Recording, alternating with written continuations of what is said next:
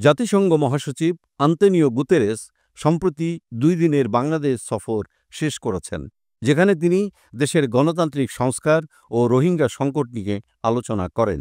শনিবার বিকেলে অনুষ্ঠিত সংবাদ সম্মেলনে মি.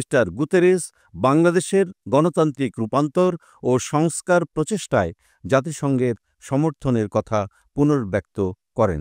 তিনি বলেন, বাংলাদেশ এখন ব্যাপক সংস্কার কার্যক্রমের মধ্য দিয়ে যাচ্ছে।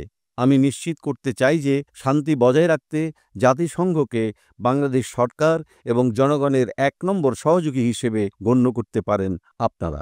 রোহিঙ্গা সংকট প্রসঙ্গে জাতিসংঘ মহাসচিব বলেন, রোহিঙ্গা শরণার্থী ও তাদের আতিথেয়তাকারী বাংলাদেশি জনগণের প্রতি সংহতি প্রকাশের জন্যই আমি বাংলাদেশ সফরের সিদ্ধান্ত নিয়েছি।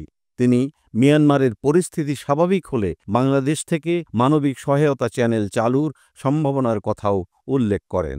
এছাড়া জাতিসংঘ মহাসচিব রাজনৈতিক দল ও জাতীয় ঐকমত্য কমিশনের সাথে গোলটেবিল বৈঠকে অংশ নেন, যেখানে সংস্কার ও সুষ্ঠু নির্বাচন নিয়ে আলোচনা হয়। জাতিসংঘ মহাসচিবের এই সফরকে বাংলাদেশের পররাষ্ট্র উপদেষ্টা মোহাম্মদ তৌহিদ হোসেন ঐতিহাসিক ও গুরুত্বপূর্ণ মুহূর্ত হিসেবে উল্লেখ করেন। তিনি আশা প্রকাশ করেন যে এই সফর বাংলাদেশের সংস্কার প্রক্রিয়া ও গণতান্ত্রিক রূপান্তরকে সফল করতে সাহায্য করবে।